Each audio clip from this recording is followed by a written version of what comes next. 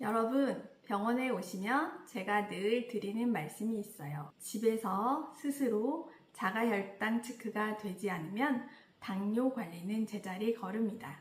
혈당이라는 게 하루에 수백 번, 수천 번씩 요동치는데 사실 겉으로는 증상이 거의 나타나지 않거든요. 그래서 제가 직접 재보지 않으면 내 혈당이 얼마인지 관리가 잘 되고 있는 건지 도통 알 수 없어요. 당뇨 합병증을 막으려면 이 수치를 정확히 아는 것이 첫걸음입니다. 그런데요, 이 혈당을 열심히 재시는데도 오류가 생기는 경우가 정말 많아요. 잘못된 방법으로 측정하면 실제보다 훨씬 높게 나오거나 낮게 나와 멀쩡한 용량을 바꾸거나 혼자 깜짝 놀라 스트레스를 받으시거든요.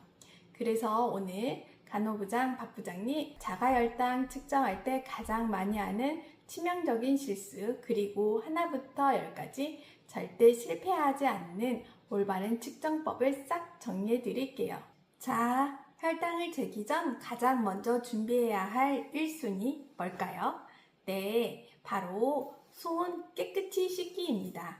에이, 부장님, 당연한 걸 왜 또 말해요? 하시겠지만 오염된 손으로 재시는 분들이 4명 중 1명이나 돼요. 손을 안 씻고 알코올 솜으로만 대충 쓱쓱 닦으면 정확히 재질까요? 아닙니다. 손을 안 씻으면 알코올 솜으로 5번을 닦아도 부정확하게 나와요. 특히 손에 과즙이나 핸드크림이 남아있으면 혈당이 어마어마하게 높게 나옵니다. 그러니까 꼭 비누로 씻고 물기를 완전히 보송보송하게 말려주셔야 해요. 물기가 남아있는 경우에도 피가 물에 희석되어 혈당이 실제보다 낮게 나옵니다. 이제 기계를 준비해 볼 건데요. 여기에서 박 부장이 다치지 않는 안전 팁 하나 드릴게요. 체열기에 침을 꽂으실 때 바늘 뚜껑을 미리 따고 꽂으시는 분들이 계세요. 그럼 꽂다가 손가락이 찔리기 십상입니다. 먼저 침을 체열기에 끝까지 꾹 눌러 꽂은 다음 동그란 뚜껑을 수직으로 똑 돌려 빼주세요. 그래야 바늘이 구부러지지 않고 안전합니다. 뺀 뚜껑은 버리지 말고 바닥에 잠시 두세요. 나중에 아주 요긴하게 쓰입니다. 체열기 숫자는 바늘이 들어가는 깊이예요.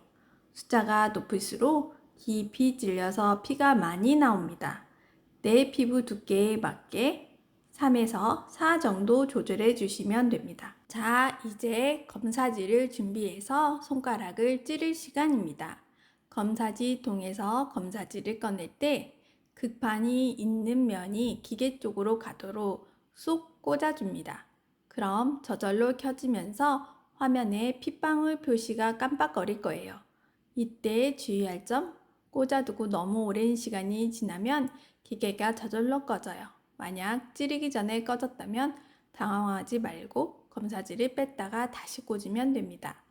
이제 피를 내야 하는데 찌르기 전에 손가락 끝으로 잘 모이게 하는 박 부장만의 비밀 체조가 있습니다. 팔을 심장 아래로 툭 떨어뜨리고 10초 동안 계시거나 어깨부터 손가락까지 쭉쭉 쓸어 내려주세요. 그럼 피가 끝으로 모여 체열하기가 훨씬 쉬워집니다. 어느 손가락이든 상관없지만 돌아가면서 쓰고 손가락 정중앙은 통증점이 있어 엄청 아프니까 살짝 옆면을 조준해 주세요. 그리고 알코올 솜으로 닦은 다음 절대 입으로 후후 부시면 안 됩니다. 입안의 세균이 손으로 다 가요. 그냥 가만히 두고 자연스럽게 증발할 때까지 10초 정도 기다려 주세요. 자, 이제 찌를 때 무섭다고 허공에서 누르면 손이 움찔하면서 제대로 안 찔려요. 손가락을 책상이나 테이블 위에 고정해 두고 체열기를 밀착시켜 톡 눌러줍니다. 여기에서 오늘 내용 중 가장 치명적인 실수가 나옵니다. 피가 찔끔 나오니까 손가락을 막 쥐어짜시죠? 절대 짜시면 안 됩니다. 억지로 쥐어짜면 피만 나오는 게 아니라 세포 사이에 있는 간질액이라는 체액이 같이 흘러나와요. 그러면 실제 혈당보다 수치가 낮게 측정되어 오류가 생깁니다. 피가 안 나오면 강도를 높이거나 따뜻한 물로 손을 씻은 다음 찌르셔야 해요. 피가 충분히 봉긋하게 맺히면 검사지 끝에 살짝 대어 빨려 들어가게 해줍니다. 피가 너무 적어도 수치가 낮게 나오는 오류가 생기니 적정량이 스며들게 해주세요. 측정이 끝나면 알코올 솜으로 꾹 눌러 지혈해 주시고요. 이제 정리해야겠죠? 다 쓴 바늘을 뺄 때 찔리시는 분들이 많으시죠? 아까 제가 빼둔 동그란 바늘 뚜껑을 버리지 말라고 말씀드렸죠?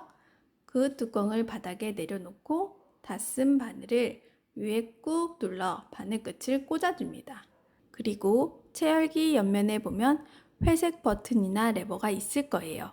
그것을 앞으로 쓱 밀면 손 안 대고 바늘이 쏙 빠집니다. 이렇게 버리셔야 쓰레기 치우는 사람도 안전하고 나도 안전해요. 검사지도 빼서 버려주시면 되고요. 마지막으로 소모품 관리의 주의사항을 알려드릴게요. 체열침 재사용은 절대 금지입니다.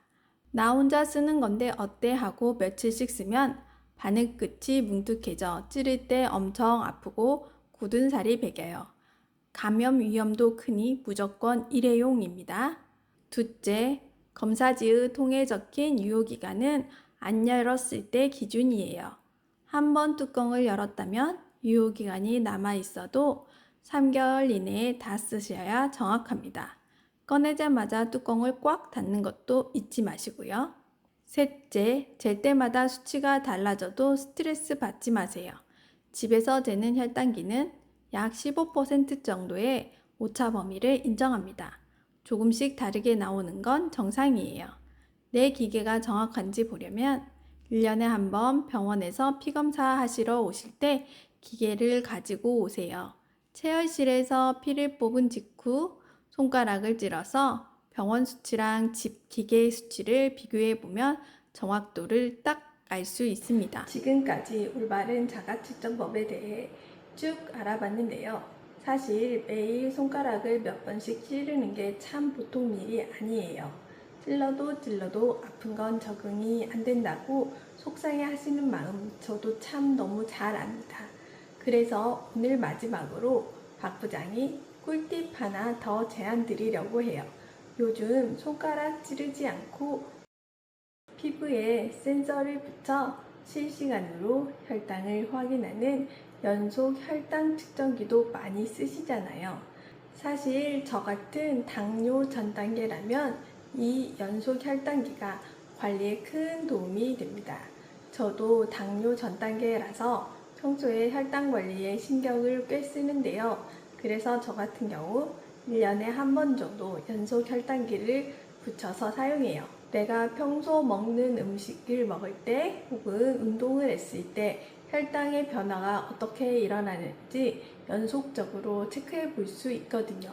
이렇게 1년에 한 번씩만 내 몸의 혈당을 쫙 훑어보아도 내가 이 음식을 먹으면 혈당 스파이크가 이렇게 치는구나. 이만큼 걸으니까 혈당이 예쁘게 내려가는구나. 눈으로 확인해 볼 수 있으니까요. 생활 습관을 고치는 동기부여도 확실히 되더라고요. 당뇨 전 단계이신 분들은 내 몸의 혈당 지도를 그린다는 생각으로 1년에 한 번 정도 써보시는 것도 박 부장이 적극 추천합니다. 오늘 이렇게 올바르게 측정한 당뇨 수치를 스마트폰 앱이나 당뇨 수첩에 식사, 운동과 함께 꼼꼼하게 기록해 보세요. 눈에 보이는 만큼 내 몸을 더 건강하게 지킬 수 있답니다. 처음엔 번거롭겠지만 이 작은 습관 하나가 내 몸을 살리고 건강한 삶을 지키는 최고의 비결이기도 합니다. 오늘 내용 실천해 보시다가 궁금한 점이 있으면 언제든 댓글로 남겨주세요. 박 부장이 친절하게 답변 드리겠습니다. 오늘 영상이 도움이 되셨다면 저희 당뇨천사 간호부장 박 부장 채널 구독, 좋아요, 알림 설정까지 잊지 말고 부탁드립니다. 당뇨천사 가족 여러분이 행복하고 건강해지는 그날까지 박 부장이 함께 하겠습니다. 오늘도 예쁜 혈당 유지하는 건강한 하루 보내세요. 안녕.